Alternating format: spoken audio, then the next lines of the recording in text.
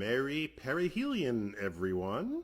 On this day, Earth, in its orbit around the sun, in its oval, elliptical orbit around the sun, on this day, the sun is closer than it is at any other day of the year. Yes, it happens in January. Perihelion. I celebrate that, as do all of my colleagues. And, you're thinking, well, how come in the Northern Hemisphere it's cold? Well, then obviously the distance from the sun has nothing to do with your climate. That has to do with the tip of our axis. Are we tipped towards the sun or away from it, making the sun's rays more direct if you're tipped towards it? But otherwise, yeah, I'm loving it. And the sun is a little bigger in the sky, and this Earth is moving faster in its orbit now than at any other time. This is the astrodynamics of the solar system.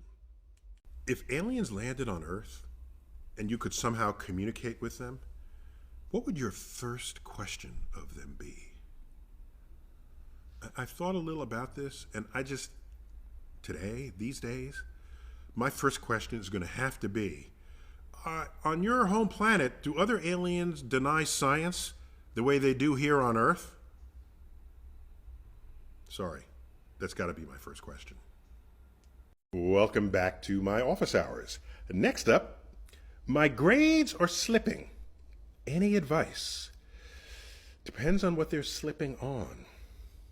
Okay, if they're slipping on ice, okay, you want to increase the coefficient of friction, that's what it's called, so that there's more traction there. So what is the ice in your life? Is it how much time you spend not doing schoolwork? How much time you spend playing video games, watching football, hanging out with your friends, getting high?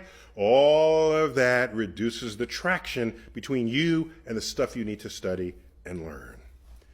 Half of it is, who are you hanging out with? Do they value learning as much as you do? And my guess is the answer is no.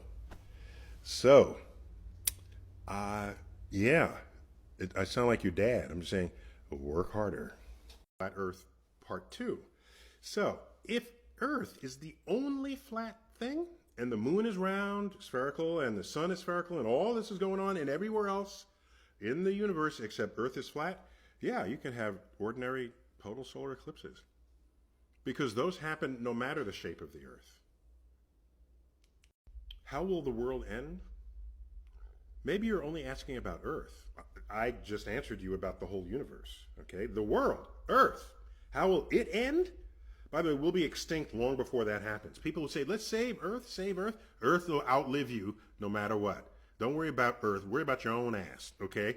And that of other animals, flora, and fauna that help sustain us as living human beings on this planet. That's what you should be worrying about. Earth is going to be here. We will finally die when the sun becomes a red giant star. And it expands and engulfs the orbits of Mercury and Venus and gets close enough to Earth that it brings the oceans to a rolling boil, and they evaporate into the atmosphere. And the atmosphere evaporates into space, leaving us a charred, vacuous ember as we vaporize into a puff of smoke as we are swallowed by the outer layers of the sun. Did you know that humans and chimps share 99% identical DNA? Neil, we share 50% of our DNA with a banana. I can't say that the Earthrise is bullshit. Let me restate that, all right? Astronauts in Apollo 8 in December 1968 went to the moon, orbited the moon, and then came back. They didn't land. But while they're orbiting the moon, they held up their Hasselblad camera and took a photo of Earth rising over the lunar landscape. And that picture today, to this day, is called Earthrise, over the moon. Except when you're on the moon, that side of the moon is always facing Earth. Earth doesn't rise on the moon. Earth doesn't set. It's always there in the sky. So that photo is misnamed. It's Earthrise if you're in an orbiting satellite around the moon. Otherwise, no. So I'm upset about that, but I'll get over it. This is a tie, and it has a grid. This grid is Manhattan Island. I live in Manhattan in New York City. This grid goes the entire length of the borough, and streets that go up and down are called avenues, and across they're called streets. If this were exactly oriented east-west, then the equinoxes, the sun would rise and set on that grid. But it's like rotated about 30 degrees, so it's on a different day. So I first calculated this, when was that? Back in the mid-1990s, and I reported what day that occurs. Today, everybody floods the streets on those 2 days. One is in May and one is in July, and they line up on the streets and the sun sets perfectly. Manhattan Henge.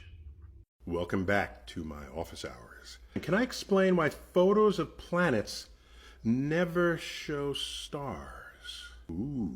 There's more going on there. For example, all the video footage of astronauts frolicking on the moon don't show stars in the background either. It's for the same reason. If you take an exposure capturing just as much light as you need for the bright stuff, which could be astronauts frolicking in the foreground or planets being bright on the night sky, you have not made a long enough exposure for the camera to pick up the dim stuff in the background.